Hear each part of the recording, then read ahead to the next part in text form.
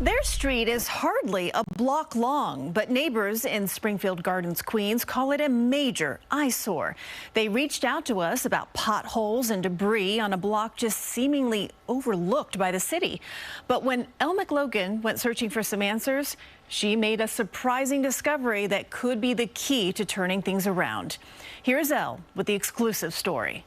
They say they're living on a street the city forgot. Ever since I've stepped foot on Defoe, this entire block has just been neglected. They're choosing just to skip over us. For the tight-knit neighbors on Defoe Street, daily life means navigating cracked pavement with layers of dirt, piles of litter, and sidewalks that lead nowhere. It's potholes galore. When it rains, this whole area gets really flooded. We have, students that walk up and down, Defoe, and who's to say that they're not at risk of getting hurt or tripping or any of that. They don't understand why years of 311 complaints seem lost in the void. It's very sad.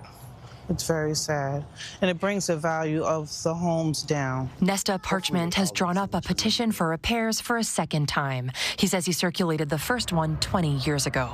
I'm just very confused because they're doing all the roads, and the worst one in our area has not been touched. We pressed a suite of lawmakers and city agencies to find out who is responsible for leaving Defoe Street in ruins. We got an answer we didn't expect. For this particular street, believe it or not, there is no title to it.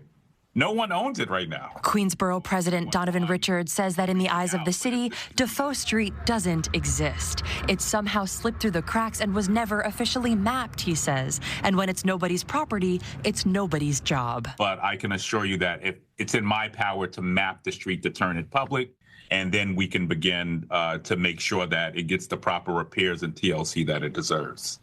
So Defoe Street has a name but no owner. How common is this issue? Christine, believe it or not, it happens. Most typically, the borough president says in industrial and vacant areas, he's surprised to see it happening on a street where people actually live.